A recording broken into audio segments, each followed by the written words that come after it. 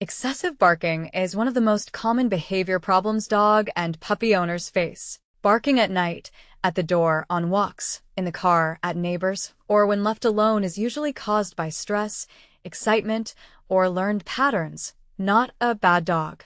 The best dog training for barking focuses on calming the root cause of the behavior instead of trying to silence it. If you want a full written breakdown of everything I'm covering in this video, including links and a detailed review of the best barking training program on peoplelovinganimals.com, I've also created a free barking checklist to help you identify your dog or puppy's main barking triggers. Both are linked below this video. In this video, I want to explain why barking happens, why quick fixes rarely last, how to identify your dog's barking triggers, and what kind of training actually works long-term. One reason barking feels so overwhelming is that it rarely stays in just one situation. A dog may start by barking at the door, then at windows, then on walks, then in the car, then when left alone. At that point, it feels like everything triggers barking, and many owners start reacting moment by moment instead of stepping back and looking at the bigger picture. When barking shows up in multiple situations, it's usually not about those situations themselves. It's about how the dog handles change,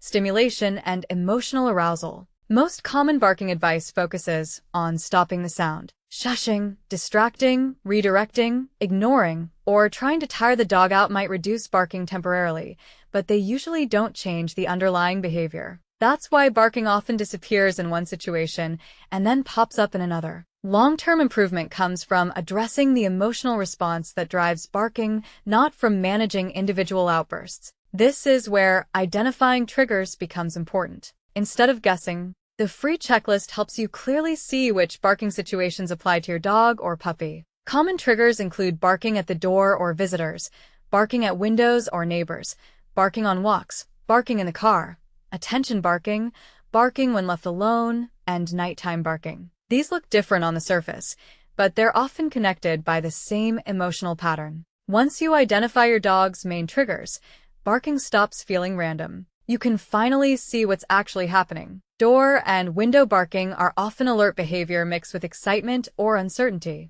Walk barking is frequently driven by overarousal, frustration, or reactivity. Car barking is usually anticipation and overstimulation. Attention barking happens because barking has worked in the past. Barking when left alone is often stress-related. Nighttime barking is commonly tied to alertness or difficulty settling. Different triggers, same core issue. The dog doesn't know how to stay calm and neutral when something changes. One of the biggest misunderstandings in dog training is thinking you need a different trick for every problem. In reality, dogs benefit far more from consistent structure and clear guidance. When a dog understands that you're calmly handling situations, they no longer feel responsible for reacting to everything around them. That's when barking naturally starts to decrease. The barking training program I reviewed, Excessive Barking Be Gone, is built around this idea. Instead of trying to suppress barking, the training focuses on calming the dog's emotional state first,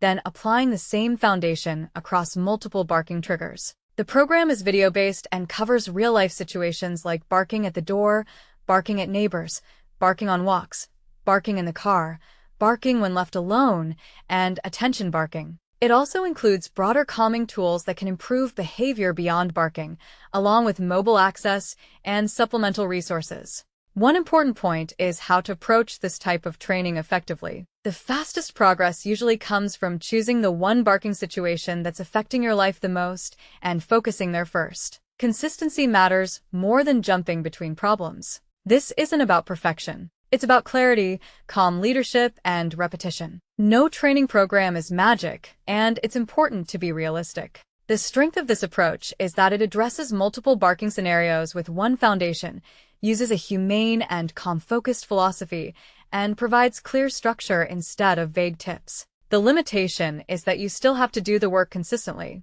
If barking is sudden or tied to pain or illness, a vet check should always come first. The program is currently available at a discounted price and includes a 30-day money-back guarantee, which gives you time to review the training and decide if it's the right fit for your dog or puppy. This type of training is best suited for owners dealing with ongoing barking who want a calm, structured approach rather than quick fixes. Excessive barking doesn't mean your dog is stubborn, dominant, or broken. It usually means your dog needs clearer guidance and a calmer framework for handling everyday life. If you want to understand barking more clearly and decide whether a structured training program makes sense for you, I recommend starting with a full review and the free checklist. You'll find both linked below this video.